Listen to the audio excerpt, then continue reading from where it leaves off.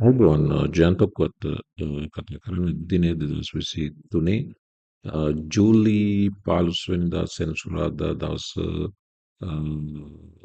සෙනසුරාදා හැන්දෑව ඔයාලට Sunday morning වෙන්න පුළුවන්.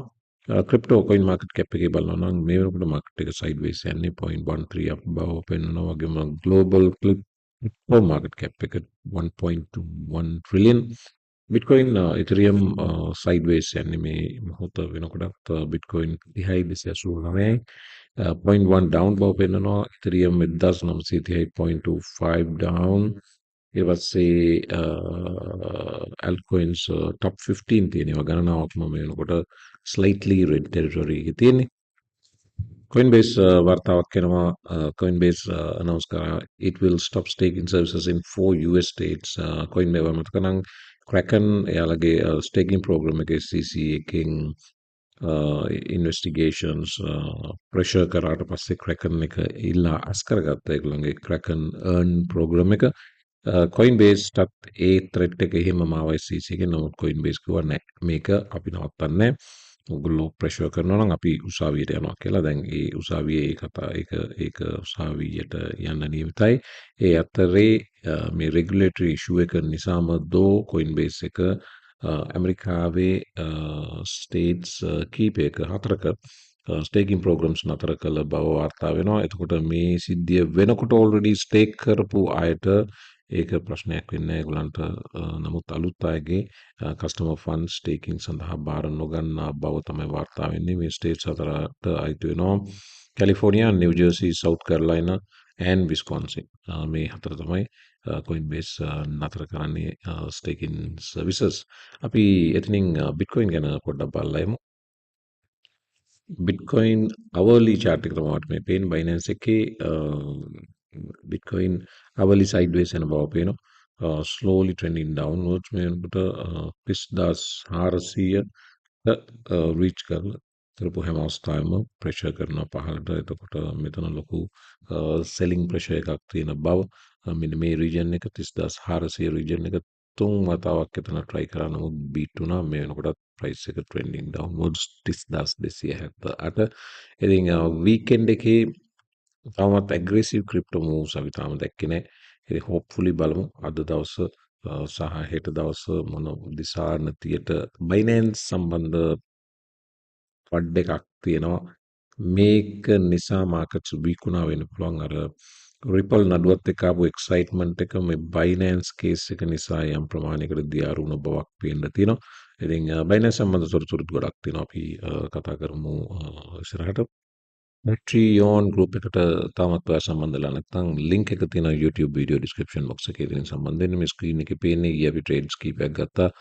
ඒකෙන් ගත්ත තවත් එක trade එකක් ඒක අපි එක risk කළා 4.63 earn කළ බව තමයි මේ පේන්නේ. මේක ඇවිල්ලා මේක buy කරේ SNX. dip කාල වේලාවක් ගත්තා නම් කාලේ ප්‍රශ්නයක් නැහැ. කාලේ ගත්තට වැඩේ හරියට සිද්ධ වෙනවා නම් කාලේ ගත්තට ප්‍රශ්නයක් නැහැ. ඉතින් මේක මාත් එක්කම අපේ group එකේ ගොඩක් දෙනා ගත්තා. මේකේ ඩොලර් 10ක් රිස්ක් කරා නම් ඩොලර් 46ක් අතට එනවා. නැත්නම් ඩොලර් 100ක් රිස්ක් කරා නම් ඩොලර් 460ක් අතට එනවා. මේක එක ට්‍රේඩ් එකක් පමණයි. ඒට අමතරව මේ පේන්නේ දැනටත් අපි අරගත්ත ට්‍රේඩ් එකක් තවම යමින් තියෙන ට්‍රේඩ් එකක්. මේක හැබැයි මම හිතුවරදී විශාල කාල වේලාවක් ගත්තා. ඉතින් ඒ නිසා මේ වෙනකොට already profit මේ වෙනකොට 1 to 1.5 reach කරලා නැහැ. ඒ කියන්නේ අපි risk කළේ එක නම් අපිට 1.50ක් තාම ලැබිලා නැහැ. risk කළේ එක නම් එකට එකක් already profit. ඉතින් මේ වගේ වෙලාවට අපි කරන්නේ මේ අපේ stop එක අපි ගේනවා entry point එකට. එතකොට අපිට risk එක 7.0යි. trade එක බැරි වෙලා හරි આવොත් උඩට අනිත් පැත්තට අපිට gains ඇවිල්ලා මෙයා මේ stop entry level එකේ දාලා තියෙන stop එකේ වදිනවා. එතකොට අපිට 7.5ක්වත් loss එකක් නැහැ. උමනාවට වඩා කාල වේලා ගන්න trades වලට මම සාමාන්‍යයෙන් එහෙම කරනවා. එහෙම කරන්නේ හැබැයි at least 1 to 1 ගියාට පස්සේ. ඉතින් ලීනා වෙනකොට අපි stop එක adjust කරලා තින්නේ. ඒකේ ඒ trade එකේ risk එක 0යි. ඉතින් එන්නේ විදිහට තමයි අපි risk එක ආවම හැම වෙලෙම risk කරන්න පුළුවන්. ආවමේ තමයි risk කරන්නේ. වගේම risk නොකර ඉන්න අවස්ථාවක් තියෙනවා නම් අපි වහම ඒ තීන්දුවත් ගන්නවා. පුළුවන් තරම් account එකේ සල්ලි ප්‍රොසෙස් කර ගැනීම තමයි අපේ ප්‍රධානම අරමුණ. බබල්ස් දිහාවට આવොත්තින් බබල්ස් දිහාවට આવොත්තින් තාමත් මාකට් එක mostly green. හැබැයි altcoins යම් ප්‍රමාණයක් red territory එකේ තියෙන ලොක්කු drops නෙවෙයි. maximum drop එක 4%, 4.8% තමයි maximum. ඒ කියන්නේ ඔක්කොම below 5% drop වෙලා තියෙන්නේ. හැබැයි gainers ලා බලපුවම gainers ලා compound 14%, lunacy 8% ආදී වශයෙන් තවත් altcoins ගණනාවක් arbitrum වගේ ඒවා නියමිත 5% වඩා අඩු altcoins ගණනාවක් අද green. තාමත් මාකට් එක green territory, slightly green territory එකේ තියෙන coin market cap එක බලුවත් අපිට ඒක පේන්න තියෙනවා. නමුත් අර ripple excitement එක මේ වෙනකොට යම් ප්‍රමාණයකට අඩුව ගිහින් තියෙන බව පැහැදිලිව පේන්න තියෙනවා. මේ වාර්තාව යනවා could the Ripple ruling spell the end of regulation by enforcement. දැන් ගැරි ගින්ස්ල තියෙන චෝදනාවක් තමයි US කොංග්‍රස්මන්ලා ගණනාවක් ඒ චෝදනාව කරා.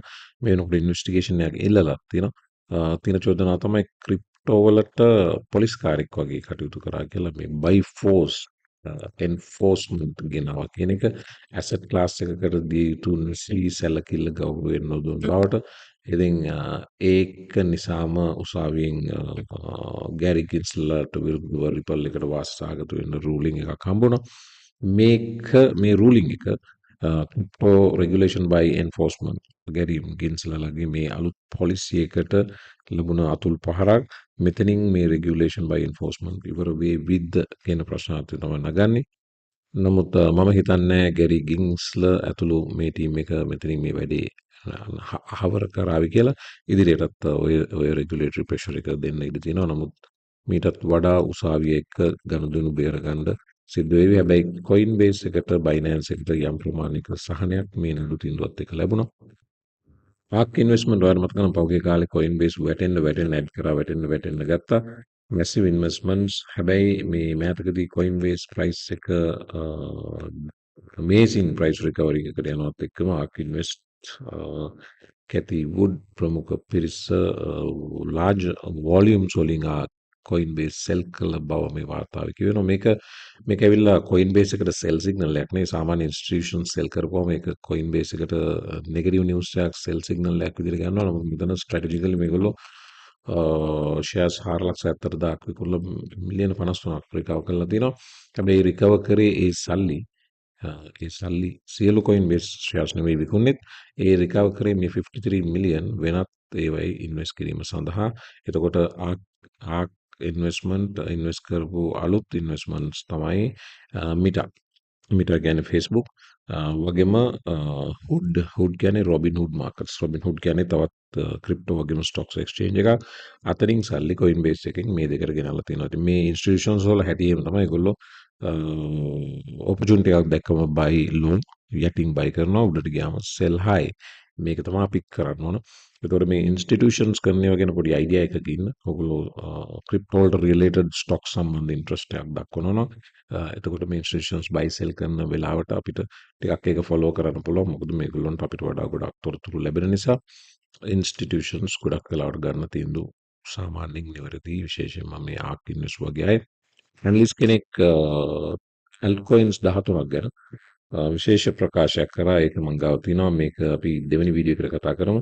මේ වීඩියෝ එක අවසන් වෙනකම් බලන්න. අමතක නොකර දෙවන වීඩියෝ එකටත් එන්න. මේ altcoins විශේෂ altcoins 13 සම්බන්ධයෙන් අපි කතා කරන්න බලාපොරොත්තු වෙනවා. Glassnode මෙන්න මේ chart එක බලන්න. මේකෙන් පෙන්නන්නේ percent supply mined. ඒ කියන්නේ bitcoin මිලියන 21යි අපි දන්නවා cap token එකක්. bitcoin මිලියන 21න් මේ වම් පැත්තේ ඉඳලා පහළට යන line එක බැලුවොත් ඒකෙන් පෙන්නන්නේ remaining supply. තව mine කරන්න ඉතුරු වෙලා තියෙන supply එක. ඒක මෙන්න මේ වම් පැත්තේ level එකේ ඉඳලා පහළට ඇවිල්ලා මේක ඉස්සර ඉදිරි කාලයකදී මේක බිඳුවට එමට නියමිතයි. ඉතින් මයින් කරගෙන යනකොට මයින් වෙන්න තියෙන ප්‍රමාණය drop වෙනවා. වගේම circulating supply එක ඉහළ යනවා. මුල් කාලේදී circulating supply එක වේගෙන් ඉහළ ගියා. දැන් ඒ පමණ bitcoin ප්‍රමාණයක් මයින් වෙන්නේ නැති නිසා මේක almost flat මේ line එක. ඉදිරියේදී තවත් ඕක curve එක අඩු වීමට නියමිතයි. 2024 අප්‍රේල් bitcoin halving එකෙන් පස්සේ block reward එක තවත් අඩකින් අඩු වෙන නිසා ඒක සිතත් මේක තමයි overall bitcoin picture එක ඔයාලට බල ගන්න පුළුවන්. මේ blue patch එක තමයි percentage of total supply total 21 million supply mined ඒ කියන්නේ මිලියන 21කින් මේ වෙනකොට මයින් කරලා තියෙන bitcoin percentage එක තමයි මේ blue patch එක ඒකත් අපිට පැහැදිලිව පේනවා වේගෙන් උඩට ගියා දැන් slowly ඒක මිලියන 18ට උඩට ඇවිත් තියෙනවා ඉතුරු මිලියන කීපය මයින් වෙන්න තියෙන ඒකම curve එක අඩු වෙගෙන slope එක flat වෙගෙන යනවා මේ chart එකේ පෙන්වන්නේ 1 inch daily මේක මේ වෙනකොට breakout point එකකට ඇවිත් තියෙනවා breakout point දෙකක් ඇත්තටම තියෙනවා මේක තමයි long trending breakout එක මේක 2020 මේ අවුරුද්දේ මුල ඉඳන්ම එන trend line එකක් හැබැයි එතන try කරා break කරන්න දින 3කට කලින් fail වුණා දැන් නැවතත් අද දවසේ level එක retest කරමින් ඉන්නවා 1 inch ඒ වගේම මේ ෂෝට් ටර්ම් බ්‍රේක්අවුට් පොයින්ට් එකකුත් තියෙනවා අපි ඒක බැලුවොත් සාමාන්‍යයෙන් මෙන්න මේ ලෙවල් එක මේ ලෙවල් එක බ්‍රේක් කරා කන්වින්සින්ග්ලි බ්‍රේක් කරා ඉතින් මේ අවසාන රෙඩ් කැන්ඩල් එක පැහැදිලිවම ග්‍රීන් කැන්ඩල් එක විසින් අභිබවල ගියා ඒකෙන් අපිට පේනවා හොඳ බයින් ප්‍රෙෂර් එකක් තියෙනවා කියලා නමුත් මේ long term trend line එක බ්‍රේක් කිරීම වැදගත් 1 inch up trend එකකට කන්ටිනියු වෙන්න කොහොමද 7.35 සහ 7.38 region එක තරමක consolidation එකකින් පස්සේ break වීමට නියමිතයි. වදන 1 inch can decentralized DEX aggregate එකක්. අද දවසේ මේ price move එකට සම්බන්ධ news එකක් මට හොයාගන්න බැරුණා. මේක මේ මීට මාස සති දෙක තුනකට කලින් release වෙච්ච news එකක්. ඒක ඒගොල්ලෝගේ අලුත් upgrade එකක් සිද්ධ වෙච්ච තොරතුරු. bear market එකේ ගොඩක් crypto networks ඒගොල්ලෝගේ අලුත් changes කරා. මේක තමයි 1 inch කරේ launches fusion upgrade to improve swap security and profitability. මේක නෙවෙයි හේතුව අද දවසේ move වෙන නමුත් මේකත් එක හේතුවක් මේ වර මේ price එක bottom එකෙන් recover වෙන්න. මොන හරි තොරතුරක් දැක්කොත් comment section එකේ දාන්න. එතකොට අපිට at least හෙට වීඩියෝ එක හරි කතා කරන්න පුළුවන්. මේ තමයි 1 inch එන්න අනිත් වීඩියෝ එකේ තොරතුරු ටික බලමු.